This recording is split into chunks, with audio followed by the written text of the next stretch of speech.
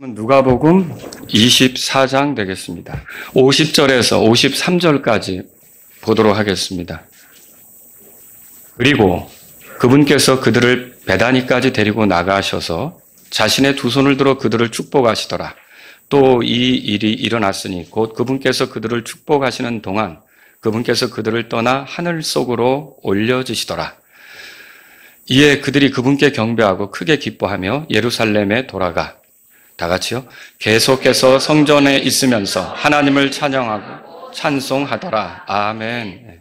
51절에 그분께서 그들에게서 떠나 하늘 속으로 올려지시더라. 그렇게 돼 있죠? 하늘 속으로 올라가신 예수님, 이런 제목으로 여러분에게 말씀을 드릴게요. 어느덧 누가복음의 끝부분에 왔습니다. 제가 떠들어 보니까 그 코로나 시절 20년도, 그러니까 2020년도 5월에 누가복음을 시작하게 된 것 같아요. 그래서 이제 결국 오늘 마치게 됐는데, 우리가 그동안 했던 일은 누가가 기록한 이 누가복음서를 통해 예수님의 행적을 쫓아가는 거였습니다. 근데 이제 이것을 끝내면 제가 또 기도하면서 하려고 하는 거는 뭐냐면, 누가가 썼던 성경이 또 있죠. 사도행전이죠. 그래서 이제 예수님의 행적을 우리가 그동안 살펴봤다면 이제 앞으로 기회가 있는 대로 누가가 또 기록한 사도행전을 통해서 사도들의 행적, 이것들을 한번 우리가 같이 살펴보면서 교회에 필요한 대로, 여러분에게 필요한 대로 이렇게 말씀의 은혜를 누리고자 합니다. 그러니까 여러분들이 경배 시간에 빠지지 않고 계속해서 이렇게 같이 하게 되면 또 사도행전도 꾸준히 1장부터 28장까지 같이 이렇게 공부해 나가는 그런 일이 있게 될 겁니다. 자, 누가는 마태 또 요한 이런 사람들과 달리 예수님이 갈릴리에 가셨던 그 일, 그러니까 부활하신 뒤에 예수님이 갈릴리에 가셨던 거 아시죠? 그것에 대해서는 기록해 주고 있지는 않습니다. 하지만 누가가 뭘 기록하고 있느냐면 여기 누가복음 24장하고 사도행전 1장에서 예수님이 그 승천하신 장면 있잖아요. 이걸 굉장히 상세하게 기록해 주고 있죠. 그래서 오늘 제가 여러분하고 같이 이렇게 그 하늘 속으로 올라가신 예수님에 대해서 살펴보려고 합니다.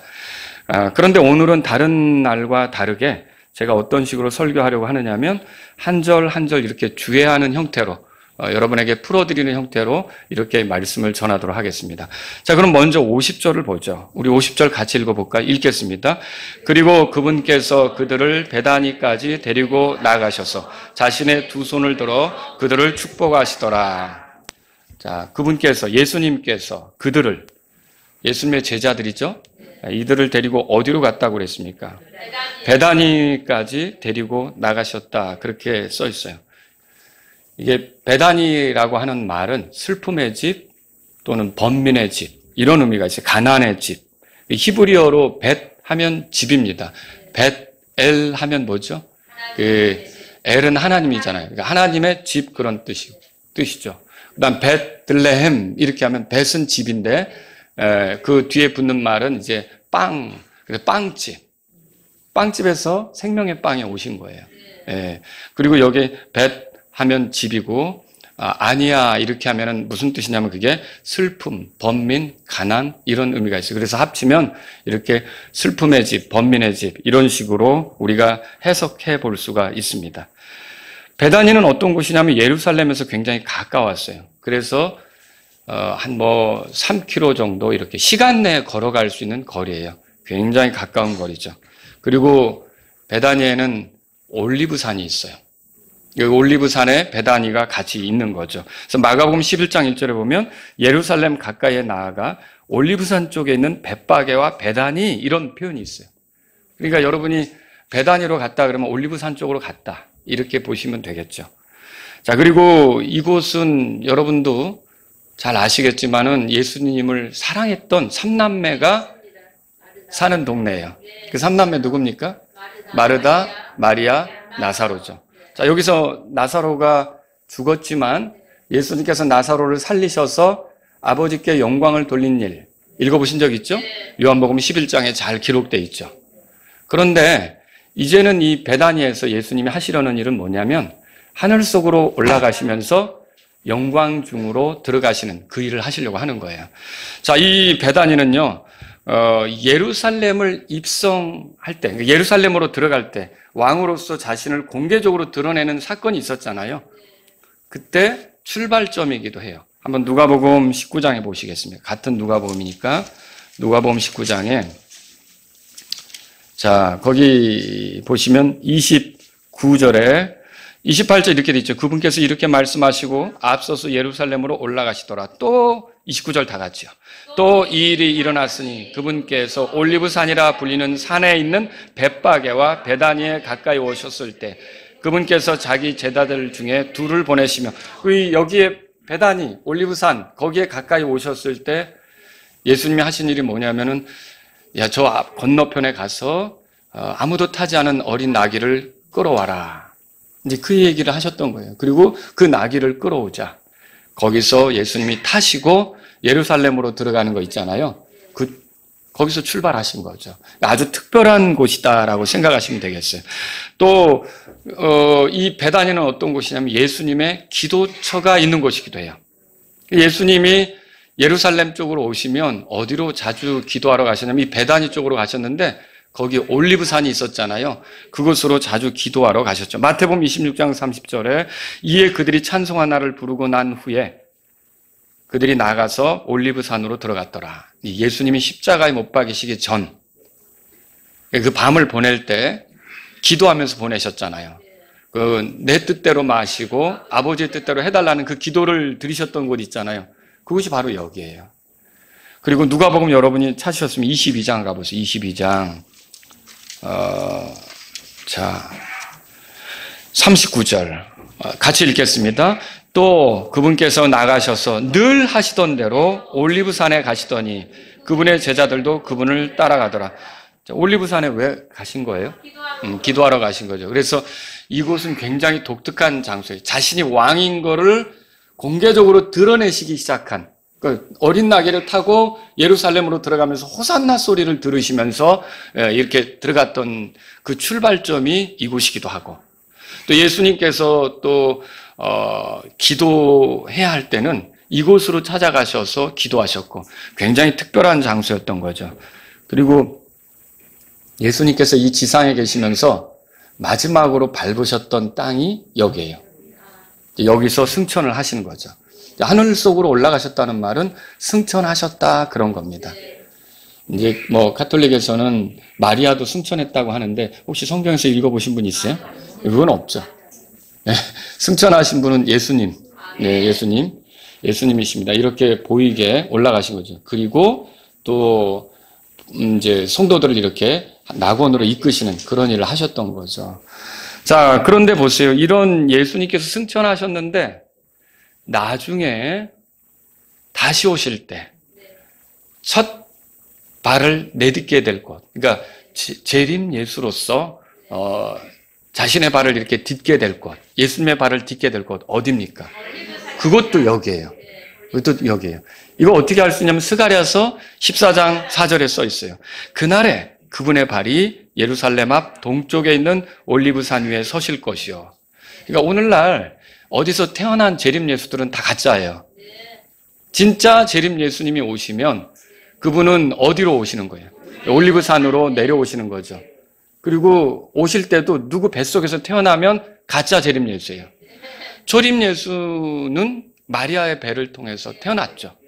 그러나 재림 예수는 올라간 방식대로 그대로 내려오신다고 됐어요. 그래서 그 사람 어디서 태어났나 본적지 떼보니까 어디가 있더라.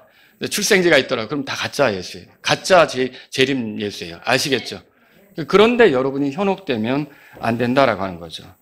자, 여기 50절 보니까 누가복음 24장 50절에서 예수님이 베다니까지 그들을 데리고 가셔가지고 자신의 두 손을 들어 그들을 축복하셨다 이렇게 돼 있어요. 이게 예수님이 제자들과 헤어지기 전에 마지막으로 하셨던 일이에요. 그런데 야곱도 여러분들이 또 오늘날은 매번 이렇게 교회에서 이렇게 손을 들어 축복하는 일이 있잖아요. 매번 해야 되는 걸로 여러분이 생각할 수도 있겠지만 이게 예수님의 생애 속에 이 특별한 경우 제자들하고 헤어질 때 그때 있었던 거고요. 그리고 또 여러분 야곱이 모든 사람이 가는 길로 가야 할 때, 죽어야 될 때 자기의 12 아들을 모아놓고서 이렇게 축복한 일이 있어요. 그리고 모세도 이제 120년의 생애를 마치고 주님께 가야 될 때, 이제 그 낙원에 가서 쉬어야 될 때 어떻게 했냐면 12지파를 축복하면서 떠났던 거예요. 예수님도 12제자를 축복하고 떠나시는 거죠. 근데 이때 물론 가룟 사람 유다는 없습니다. 그러나 예수님께서 이제 12제자, 남겨진 제자들을 축복하신 것을 볼 수가 있는 거죠. 51절 보겠습니다. 다 같이 읽습니다. 또 이 일이 일어났으니 곧 그분께서 그들을 축복하시는 동안 그분께서 그들에게서 떠나 하늘 속으로 올려지시더라. 자, 하늘 속으로 올려지는 걸 뭐라고 한다고요? 예, 승천, 그렇게 부른다고요. 승천. 자, 예수님이 마리아의 태중에 잉태되시면서 이 세상에 찾아오시기 시작했는데 오실 때는 목적이 있었죠. 무슨 목적이었습니까? 여행 온 겁니까? 사업하러 온 겁니까? 아니죠. 특별한 목적을 가지고 온 거죠. 죄인을 구원하려고 오신 거예요. 저와 여러분이 죄 때문에 멸망할 수밖에 없는데, 지옥으로 떨어질 수밖에 없는데 우리가 그대로 멸망하는 걸 원치 않으시는 하나님의 뜻이 있었어요. 하나님은 죄인들이 회개하고 죄들의 용서를 받아 하나님의 자녀로서 살며 하나님께 돌아오기를 원하십니다. 자, 이런 목적을 위해서라면 죄인을 대신해서 죽는 희생물이 필요한 건데 그 희생물이 되시고자 이 땅에 찾아오신 거예요. 어떻게 보면 오실 때부터 죽으시기 위해 태어났다, 그렇게 볼 수 있는 거죠. 죽으시기에 오신 거예요. 그리고 죽음으로 끝났습니까? 네, 살아나셨죠? 그리고 우리의 구원을 위해 필요한 일을 다 이루셨어요. 십자가에서 죽으신 것은 그분이 무슨 잘못이 있어서 죽은 게 아닙니다.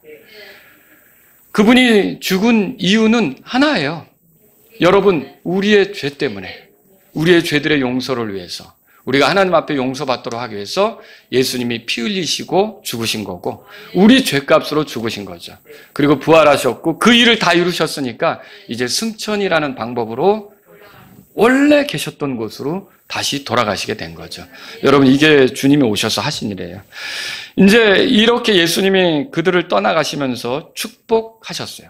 그러니까 제자들은 예수님이 축복하는 소리를 듣게 된 거죠. 자, 그러면 제자들은 부활하신 예수님을 부활하셨다는 소식을 들었을 때 처음부터 받아들이고 믿었습니까? 더디 믿었죠? 예수님이 고난당할 때 끝까지 예수님 곁에 있으면서 같이 자리를 지키면서 그 고난을 보며 같이 기도하면서 뭐 이렇게 있었습니까?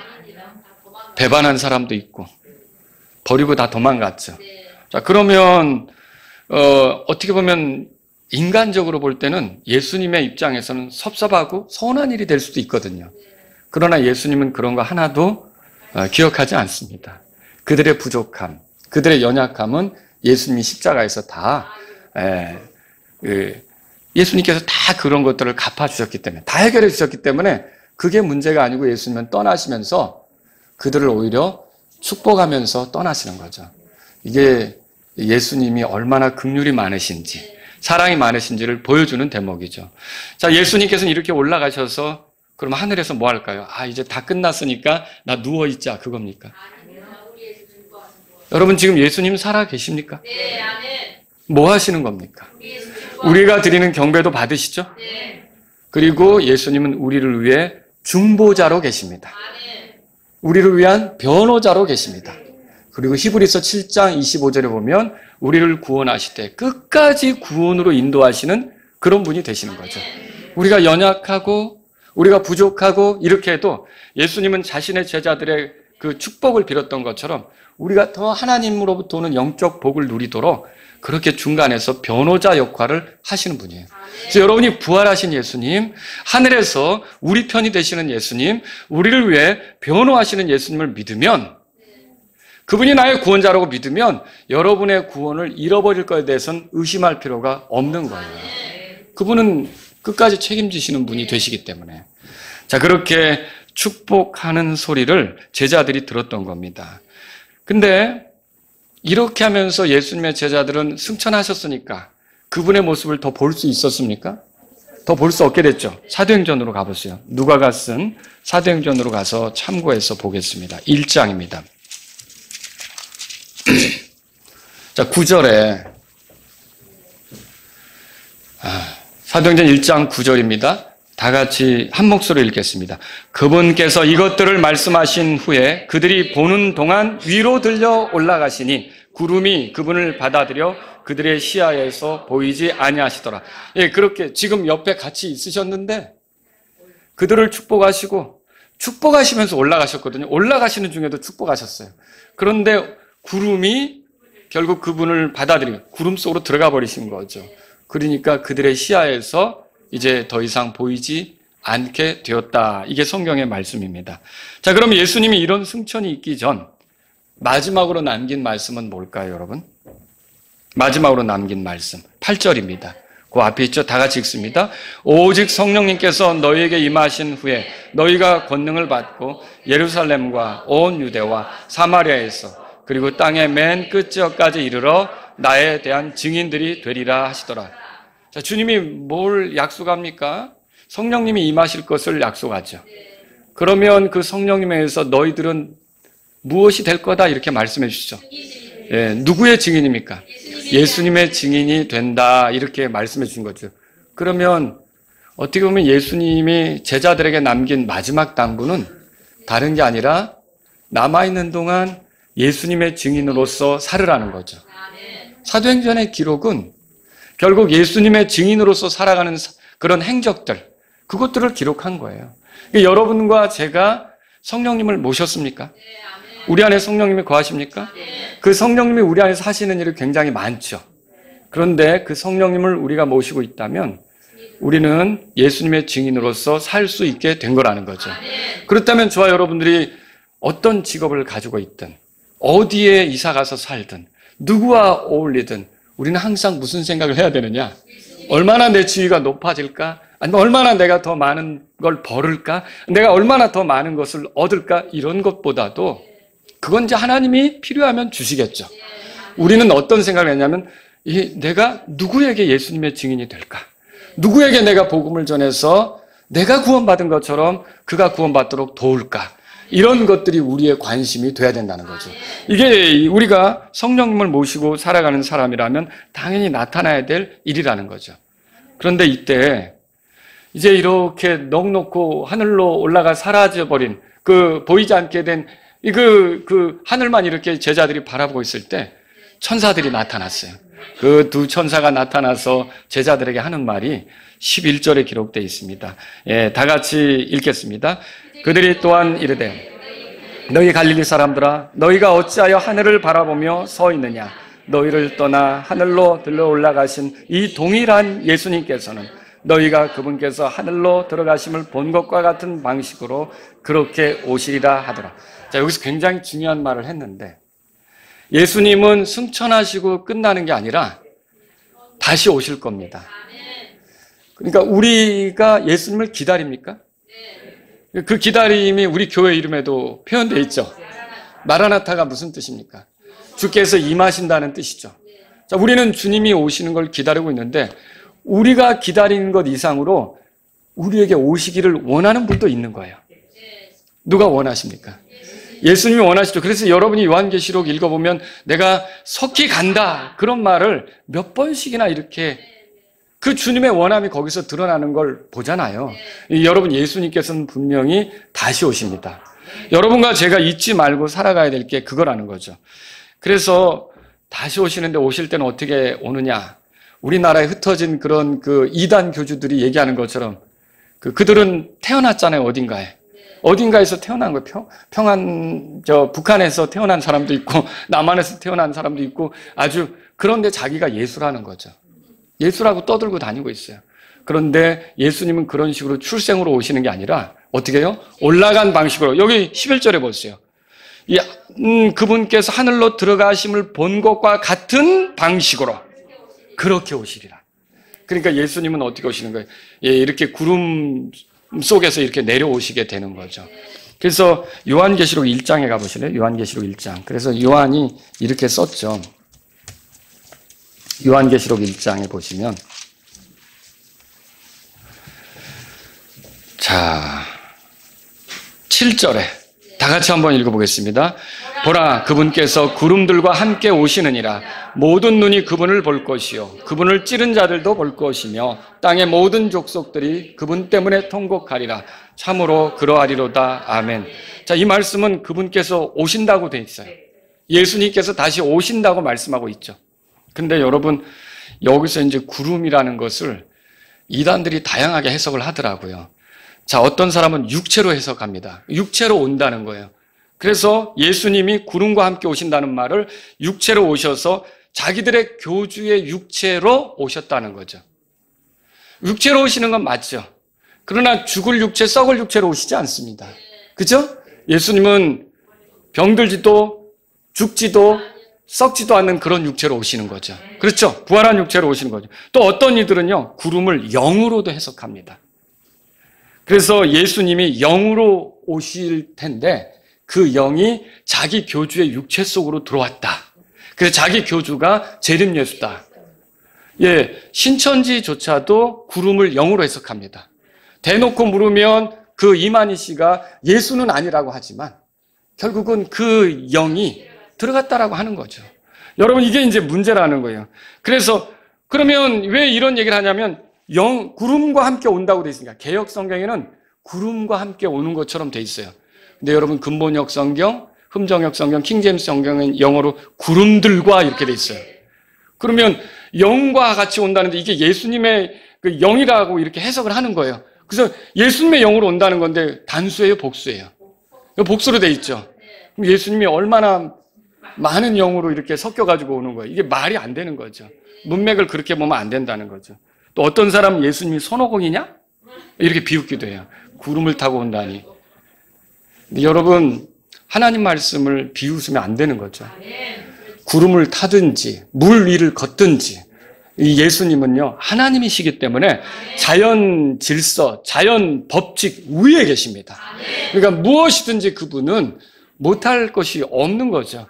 자신이 원하시기만 하면 얼마든지 그렇게 할 수 있는. 그래서 여러분과 제가 성경을 볼 때 자꾸 이거를 은유적으로 모든 거를 비유적으로 해석하려고 하는 게 위험한 거예요. 신천지의 위험성이 뭡니까? 신천지가 잘못 가고 있는 게 뭡니까? 모든 성경을 다 비유로 풀어버리려고 하는 거죠. 물론 성경에는 비유가 있습니다. 그렇지 않습니까? 예수님이 이건 비유다라고 이렇게 얘기하는 게 있잖아요. 그런 거는 또 밑으로 내려가면 또 해석도 돼 있는 경우가 있고요. 그렇지 않습니까? 그러나 모든 성경이 비유는 아닌 거예요. 이게 꼭 뭐 같으냐면 옛날에 어떤 사람들이 바이블 코드라고 들어보셨어요? 책도 그렇게 해가지고 그 단어 배열이 어떻게 돼 있느냐 갖다가 이렇게 막 해가지고 뭔 일이 일어날 거다 얘기하는 거랑 무슨 점쟁이들 같이. 여러분, 하나님의 말씀의 기록은 이 문자적으로 우선 봐야 돼요. 그 다음에 문맥적으로 이렇게 봐야 되고, 그리고 이 역사적으로 어떤 배경하에서 이게 써진 건가 이것도 봐야 되고. 근데 이거를 다 비유적으로만 본다면 여러분들이 대혼란에 빠지게 됩니다. 결국은 자기들의 교주를 신봉하도록 만들려고 그 비유를 여기다 붙이고 저기다 붙이는데, 그렇잖아요. 코에 걸면 코걸이, 귀에 걸면 귀걸이라고 다 그 교주를 세우는데 그 말씀을 갖다 붙이는 거죠. 여러분, 그렇게 보면 안 됩니다. 올라가신 방식 그대로 내려오신다. 그냥 단순하게 그렇게 믿으시면 돼요. 어떻게 그런 일이 있지? 무리를 걷는 것도 놀라운 일이에요. 베드로가 무리를 걸었다면 여러분, 이게 상상이 안 가는데. 근데 그게 있었던 거죠. 그러면 하나님이시라면 충분히 그 일이 가능하다는 것이죠. 자, 누가복음 24장 돌아가 보세요. 24장 52절입니다. 52절 다 같이 읽습니다. 이에 그들이 그분께 경배하고 크게 기뻐하며 예루살렘에 돌아가. 자, 그들이 그분께 경배했대요.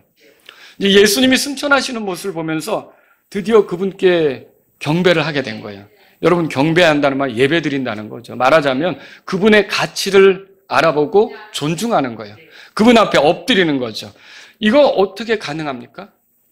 비록 사람이 되셨지만 그분이 그들의 죄 때문에 이 땅에 찾아오신 하나님이라는 걸 믿게 된 거예요. 비록 그 인간으로서 그들 곁에 살아가셨지만 그분이 하늘로 들어가시는 것은 오실 때의 목적을 성취하고 이루셨기에 하늘로 들어가신다 이렇게 믿게 된 거고, 그분이 우리가 섬겨야 될 주님이다 이렇게 생각하게 된 거죠. 죄인들을 위해 죽으시고 부활하신 분으로서 그리스도시다, 영광 받으실 분이시다, 찬송 받으실 분이시다, 그런 하나님, 경배받기에 합당하신 하나님이시다. 여러분, 사람을 경배하는 건 옳습니까? 아니죠. 고넬료의 집에 베드로가 찾아갔을 때 고넬료가 베드로에게 한 태도가 있죠. 엎드렸죠. 경의를 표했죠. 그런데 베드로가 뭐라 그럽니까? 일어서라, 나도 사람이라 그러잖아요. 베드로는 경배받을 대상이 아니라 경배해야 될 대상이에요, 하나님께. 근데 이 베드로를 일대 교황으로 생각하는 가톨릭 교황들은 어떻습니까? 사람들에게 경배를 받죠. 머리를 조아리는 걸 당연시하고 그 앞에 이거 엎드리는 것들을 당연시하고, 베드로는 그렇게 하지 않았습니다. 여러분, 심지어 천사들도 경배 대상은 아닙니다. 요한계시록 끝부분에 보면 이 요한계시록을 받은 요한이 이걸 계시한 천사에게 이렇게 경배하려고 하니까 그렇게 하지 못하게 하잖아요. 누구만 경배받을 수 있어요? 하나님만 경배받을 수 있어요. 그런데 이들이 예수님께 경배를 했다는 건 예수님이 누구라는 거예요? 하나님이시라는 거죠. 여호와 증인들이 큰 실수를 하는 건 예수님이 하나님인 걸 놓친 거예요. 예수님이 하나님인 걸 놓친 그 사실은 치명적 실수예요. 도마는 뭐라 그랬습니까? 부활하신 예수님을 만나보고서는 나의 주시며 나의 하나님 이렇게 고백했던 거죠. 여러분, 그렇습니다. 로마서 9장 5절에 들어보세요. 조상들도 그들의 것이요 육체에 관하여는 그리스도께서도 그들에게 나셨으니 그분께서는 모든 것 위에 계시며 영원토록 찬송받으실 하나님이시니라. 그리스도를 영원토록 찬송받으실 하나님이시라 이렇게 말하고 있어요. 그러니까 이게 하나님의 아들이라는 소리가 하나님이라는 소리예요. 근데 교회 다니는 사람들도 하나님의 아들은 믿겠는데 하나님이라고 그러면 헷갈려해요. 하나님의 아들이란 말은 하나님이라는 소리예요. 사람의 아들은 사람이란 소리고요. 사람의 아들은 사람이란, 예수님은 사람의 아들이시며 하나님의 아들이세요. 완전한 사람이 되신 거고 완전한 하나님이신 거죠. 50% 하나님, 50% 사람입니까? 아니죠. 완전한 하나님, 완전한 사람인 거죠. 이 예수님의 그 모습이에요. 여러분, 그래서 예수님은 경배받기에 합당하신 거죠. 그래서 우리가 예수님을 찬양하는 건 옳습니다. 예수님께 감사드리는 것도 옳습니다. 예수님을 경배하는 것도 옳습니다. 모든 무릎이 예수라는 문 앞에 꿇게 하셨어요. 모든 입이 예수님께 주라고 고백하게 하셨어요. 예수님이 경배받기에 합당하시고 예수님을 높이는 것이 하나님을 높이는 거라는 거죠. 그걸 우리가 성경에서 발견하는 거죠. 자, 그런데 여러분, 제자들이 어떻게 했습니까? 52절에 보니까 그분께 경배하고 크게 기뻐하며 예루살렘으로 돌아갔다고 써 있어요. 누가복음 24장 17절로 가보세요. 자, 제자들 중에 예수님이 돌아가신 뒤에 예루살렘에서 엠마오 마을로 가던 사람들이 있었죠. 그들의 갈 때 분위기를 여러분 읽어보셨죠? 어떻게 예수님이 죽었어 기뻐하며 갔습니까? 아니죠. 17절 다 같이 읽습니다. 그분께서 그들에게 이르시되 너희가 걸으면서 서서 서로 주고받는 이것들이 무슨 대화이기에 뭐라고 돼 있어요? 슬퍼하느냐. 그들이 슬퍼하며 그렇게 길을 갔는데 지금 이 모습은 어떻습니까? 예수님이 떠나가셨는데 그들은 큰 기쁨에 사로잡혀서 그 베다니에서 예루살렘으로 걸어가는 거예요. 그냥 막 기쁨이 충만하게 된 거죠. 어떻게 이렇게 될 수 있냐라고 하는 거예요. 이렇게 큰 기쁨이 임한 이유는 뭡니까? 첫째, 그들이 예수님이 살아계신다는 사실을 확실히 알게 됐어요. 그들의 눈으로 본 거 아닙니까? 비록 떠나가시긴 했지만 그들과 40일을 같이 지냈는데요. 그렇죠? 그분이 살아계신다는 거. 그래서 그분이 살아계신다면 여전히 우리를 도울 수 있고, 그분이 이런 말씀도 하셨잖아요. 가라, 모든 족속에 가서 가르치라. 아버지, 아들과 성령의 이름으로 그들에게 침례를 주라. 내가 너에게 명령한 모든 것을 가르쳐 지키게 하라. 그리고 세상 끝날까지 함께 한다고 그랬는데 그분이 죽어 있으면 어떻게 함께 합니까? 살아계시니까 함께 하는 게 가능한 거죠. 그리고 그렇게 함께 하는 게 어떻게 가능합니까? 살아계신 그분이 아버지의 이름으로 성령님을 우리에게 보내셔서 우리가 예수님과 함께 하는 게 가능한 거죠. 그러니까 여러분, 이렇게 예수님이 살아계신다, 이거 생각하니까 기쁨이 있는 거죠. 여러분도 어떤 문제에 닥쳤을 때, 어떤 어려움에 처했을 때, 어떤 힘든 일이 여러분을 괴롭힐 때 그냥 절망만 하지 않기를 원한다면 살아계신 예수님을 생각하셔야 돼요. 그분은 어제나 오늘이나 영원토록 동일하십니다. 그분은 우리를 돕는 분이십니다. 때를 따라 돕는 은혜를 얻기 위해 은혜의 왕자로 나아가라고 말씀하셨습니다. 살아계신 그분을 생각하면 기쁨이 있는 거예요. 우리가 믿는 이 예수님은 무덤 속에 갇혀 있는 다른 그런 그 종교의 그 창시자들과는 다릅니다. 우리 주 예수님의 무덤은 또 찾을 길도 없고, 그렇죠? 예수님은 살아계십니다. 그래서 이 제자들은 크게 기뻐하며 갔던 거죠. 거기다가 예수님이 떠나시기만 한 게 아니라 무슨 소리를 들었어요? 다시 오신다는 소리를 들었죠. 다시 오신다. 그분은 떠나가셨지만 떠나간 대로 있는 게 아니라 다시 오신다, 이 소리를 천사들을 통해 들은 거예요. 여러분도 주님이 다시 오신다는 것에 기쁨이 됩니까? 이게 왜 그래요? 우리는 이 땅이 전부가 아닙니다.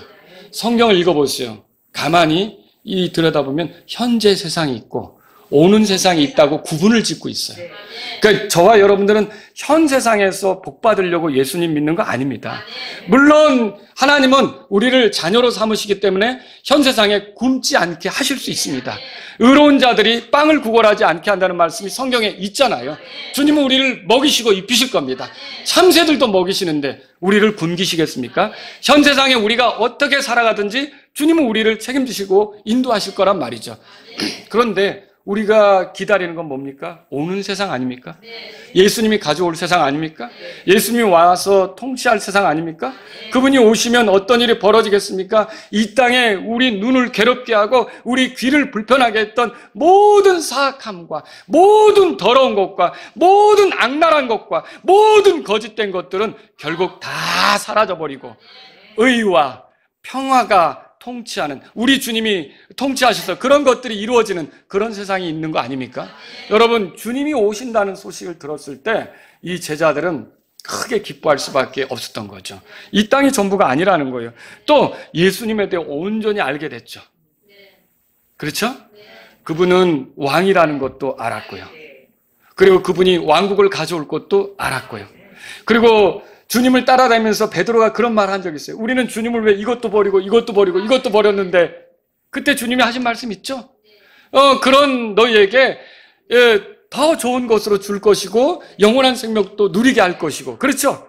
그러면 이 제자들이 그 말씀을 떠올린다면 이제 다시 오시는 주님을 생각하면서 우리가 그분의 청지기로서, 주님의 청지기로서, 주님의 종으로서 신실하게 섬기면 주님이 다시 와서 잘하였다, 신실한 종아, 착한 종아, 이런 소리 하시지 않을까.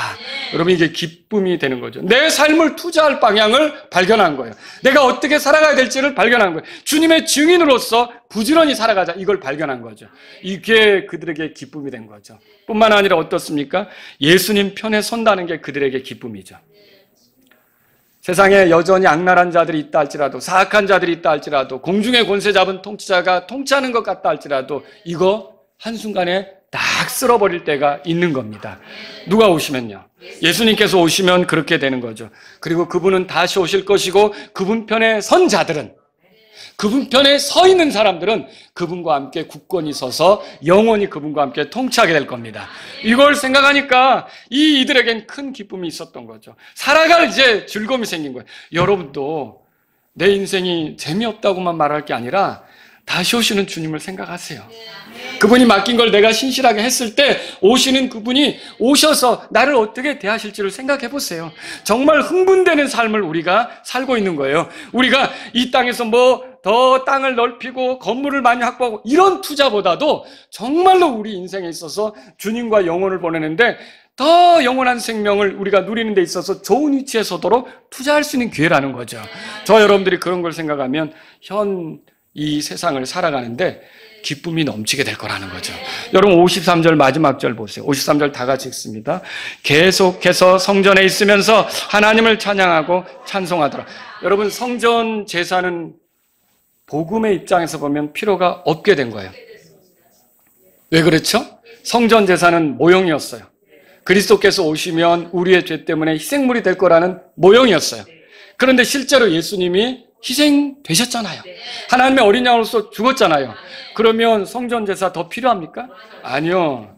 그래서 결국은 나중에 성전이 휘장도 찢어진 것이고 성전이 허물어지기도 하는 거고요. 그런데 성전에 갔대요. 왜 그럴까요? 예수님이 땅에 계실 때 그런 말씀 하신 적이 있어요. 내 아버지 집은 모든 사람이 기도하는 집이다. 이들은 여기 올라가서 기도하는 거예요. 하나님께 기도했던 거고요. 자, 희생제사는 드리지 않더라도 그것을 기도처로 삼고 올라가서 기도하는 거죠. 그리고 조금 있으면 오순절이라는 절기가 다가와요. 열흘 뒤면 오순절이잖아요. 순례객들이 모여들 거 아닙니까? 하나님을 경배하기 위해서 온 사람들, 그들과 같이 있으면서 예수님에 대한 이야기도 나눌 수 있는 거고. 자, 이렇게 이 성전에서 있었던 거죠. 그리고 거기서 뭐라고 되어 있습니까? 하나님을 찬양하고 찬송했다라고 되어 있어요. 자, 여러분, 이 사람들의 찬양, 이 사람들의 찬송이 그저 입으로만 그렇게 하는 것이었을 거라고 생각되십니까? 기쁨이 충만한데, 야, 얼마나 이 하나님에 대한 찬양이 마음에서부터 깊이 나왔겠습니까? 이런 식으로 이들이 여기서 보냈다는 거죠. 여러분, 예수님이 누군지 정확히 알게 되면 하나님께 기도할 이유가 생기고요. 하나님을 찬송할 이유가 생기는 거예요. 그분을 통해 하나님이 나를 죄에서 건지셨고 하나님이 나를 사랑하신 증거를 예수님을 통해서 보이셨고 십자가는 하나님이 나를 얼마나 사랑하는지에 대한 그런 표현이다. 이걸 깨달은 사람은 하나님께 기도하지 않을 수가 없어요. 감사부터 드리죠. 나 같은 죄인을 위해 그런 일을 해주셨다니 감사합니다. 기도하죠. 기다려주셔서 감사합니다. 기도하죠. 근데 내 삶을 주님께 드리겠습니다. 기도하죠. 그리고 찬송도 하게 된다는 거죠. 이런 것들이 이제 이 제자들에게 넘치게 됐던 거예요. 그리고 여기 아멘 이렇게 끝납니다. 아멘. 누가복음의 마지막에 아멘이에요. 아멘. 아멘 뜻이 뭡니까? 과연 그러합니다. 진실합니다. 그런 뜻이에요. 그래서 여러분이 예수님께서 이렇게 말씀하신 적 있죠. 진실로 내가 너에게 이르노니 거기에 진실로에 해당하는 헬라어가 아멘이에요. 아멘. 그리고 또 이런 거 있죠. 진실로 진실로 내가 너에게 이르노니 요한복음 1장 51절에 써 있더라고요. 그럼 그 진실로에 해당하는 헬라어도 아멘, 아멘 이렇게 돼 있어요. 아멘. 그래서 여러분, 아멘은요, 그렇습니다. 진리입니다. 진실입니다. 그대로입니다. 이런 고백이 되는 거예요. 여러분, 성경 기록은요, 단어들이 이렇게 배열된 거잖아요. 자, 그런데 단어들이 이렇게 되는데 마태복음은 무슨 단어로 끝날까요?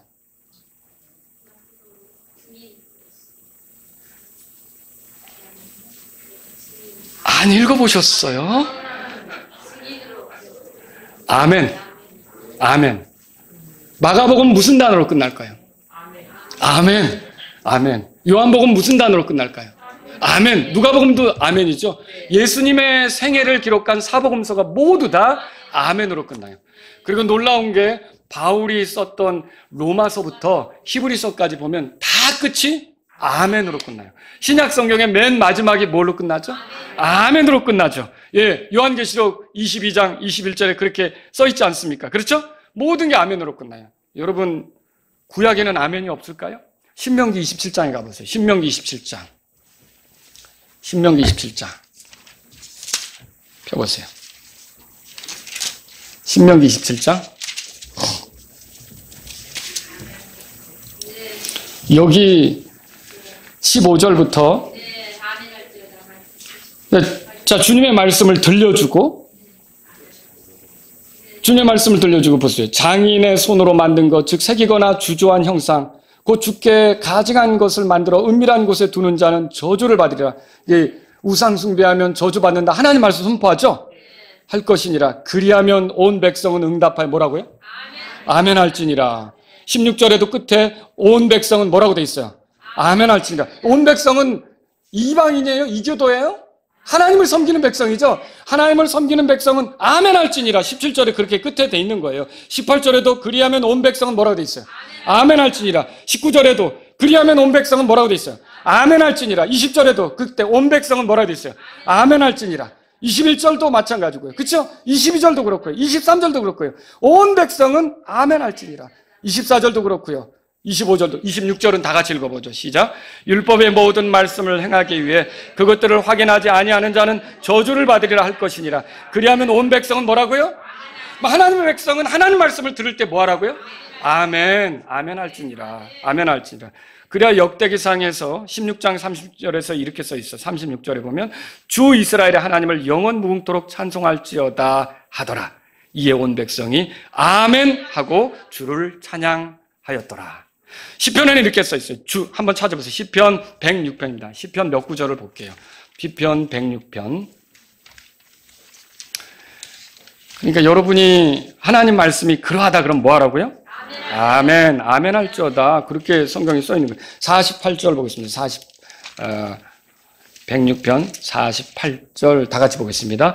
주 이스라엘의 하나님을 영원부터 영원까지 찬송할지어다. 온 백성은 이르되 아멘 할지어다. 너희는 주를 찬양하라. 그렇게 돼 있어요. 그리고 이것뿐만 아니라 아멘 또 아멘 이렇게 표현한 데도 있어요. 들어보세요. 시편 41편 13절에 주 이스라엘의 하나님께서 영원부터 영원까지 찬송을 받으시로다. 아멘 또 아멘. 아멘 또 아멘 이렇게 돼 있어요. 시편 72편 19절에 이렇게 써 있어요. 그분의 영화로운 이름을 영원히 찬송할지어다. 온 땅이 그분의 영광으로 가득 차게 할지어다. 아멘 또 아멘.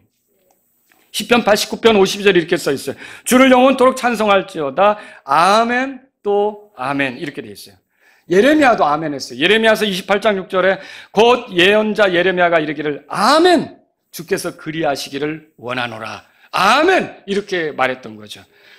자, 로마서 아까 얘기했죠. 히브리서까지. 근데 로마서 안에만 7번의 아멘이 등장해요. 우리가 이제 수요일날 로마서를 공부하니까 그런 것들을 살펴볼 수가 있겠죠. 7번의 아멘이 등장해요. 자, 그러면 여러분 성경 기록은 맨 마지막에 어떻게 끝난다 그랬어요? 아멘이라 그랬죠. 그래서 우리 주 예수 그리스도의 은혜가 너희 모두와 함께 있을지어다. 아멘. 그게 끝이에요. 맨 마지막 말이 뭐예요? 아멘이었어요. 그러므로 설교를 들으면서 누군가 아멘 하는 것에 대해서 아멘 소리 좀 안 했으면 좋겠어. 성경 말씀대로 안 했으면 좋겠어. 그 소리예요. 이해하시겠죠? 네. 아멘 소리에 여러분이 불편해하면 성경이 불편해지는 거예요. 온 백성, 하나님의 백성은 뭐 하라고요? 아멘 하라고 그렇게 돼 있죠. 하나님의 백성은 하나님의 말씀을 들을 때 아멘, 그러합니다. 그게 진실입니다. 그렇게 될 줄로 믿습니다. 이런 뜻으로 아멘 하는 거예요. 그래서 아멘도 없는 조용한 교회보다 아멘이 넘치는 교회가 더 낫습니다. 하나님의 백성들은 하나님 말씀 앞에서 아멘 하는 거죠. 하나님을 찬양하는 것에 대해서 아멘 하는 거죠. 우리가 찬송을 부르면 그런 건 있어요. 왜 우리 찬송가에는 아멘이 없습니까? 다른 찬송가면 끝에 가면 아멘 이렇게 나오잖아요. 그 침례교 찬송가에 보면은요, 침례교 찬송가는 제가 미국 교회들은 많이 찬송가가 다른 게 많거든요. 그걸 다 뒤져보면 침례교에서 쓰는 찬송가는 끝에 아멘이 없어요. 왜 없을까? 여러분, 그게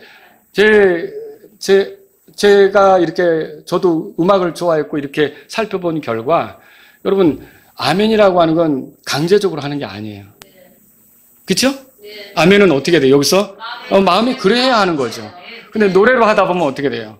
그걸 따라 이제 아멘 하게 되겠죠. 그럴 필요 없다는 거죠. 여러분이 말씀을 듣고 찬송을 듣고 끝에서 여러분이 그 찬송이 맞습니다 그러면 찬송이 다 끝났을 때 아멘 여러분이 개별적으로 할 수 있죠. 말씀을 듣고 아멘 이렇게 할 수 있는 거고요.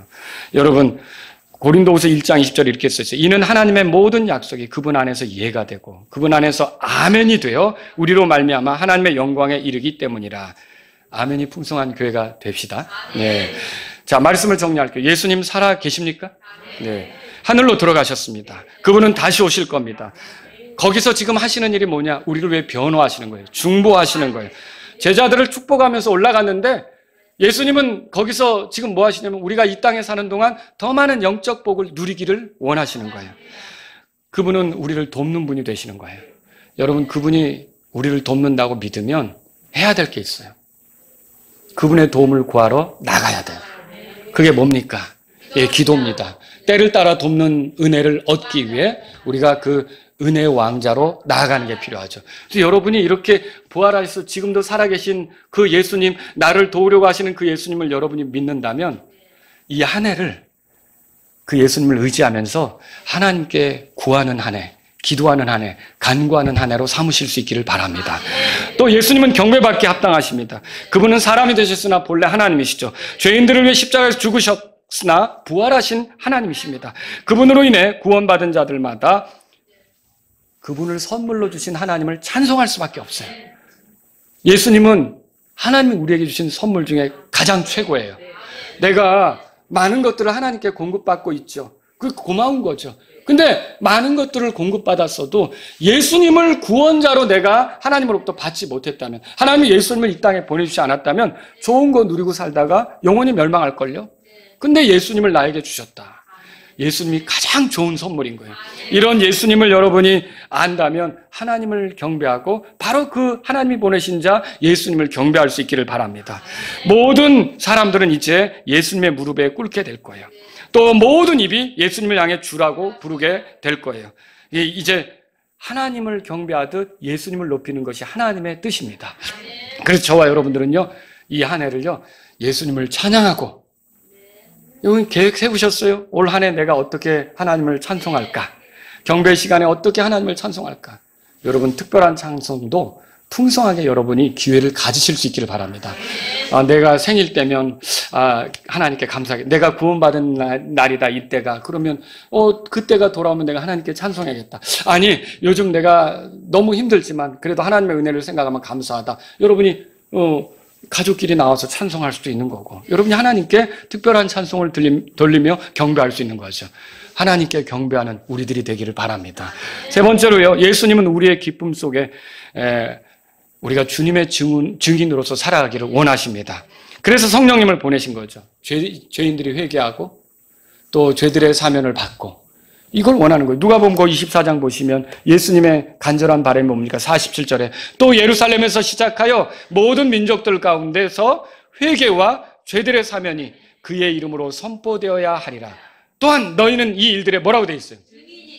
그래서 저와 여러분들이 이제 남은 생에는 어떻게 보내셔야 하겠습니까? 직업이 뭐든 어디에 살든 누구와 어울리며 지내든 항상 우리의 관심은 예수님의 증인으로서 우리가 아멘한 말씀이 저 사람들에게도 아멘이 되도록 그렇게 증인으로서 살고자 하는 저와 여러분들이 올 한 해 그렇게 됐으면 좋겠습니다. 우리 다 같이 일어서시겠습니다. 오늘 이 말씀을 들으신 여러분 가운데 하나님 아버지, 제가 예수님이 살아계신 것을 믿습니다. 저의 변호자고 중보자이신데 때를 따라 돕는 은혜를 얻기 위해 내가 예수님을 의지해서 하나님께 나아가는 사람이 되기를 원합니다. 올 한 해 기도하는 삶을 살기를 원합니다. 이런 분이 있다면 이 시간 주님 앞에 나아가십시오. 예수님은 경배받기에 합당하신 분이십니다. 제가 올 한 해 주님께 경배드리는 것을 귀하게 여기며 주님 앞에 부지런히 나아가고 주님을 찬송하는 일을 정말 마음을 다해서 이렇게 하는 그런 성도가 되기를 원합니다. 이런 분이 있다면 이 시간 주님 앞에 나아가십시오. 또 여러분 가운데 내가 예수님의 증인으로서 살기를 원합니다. 이 나를 사랑하셔서 이 땅에 찾아오신 예수님이 다른 사람에게도 소망이 된다는 걸 믿습니다. 예수님을 소개하는 사람이 되기를 원합니다. 이런 분이 있다면 이 시간 주님 앞에 나가십시오.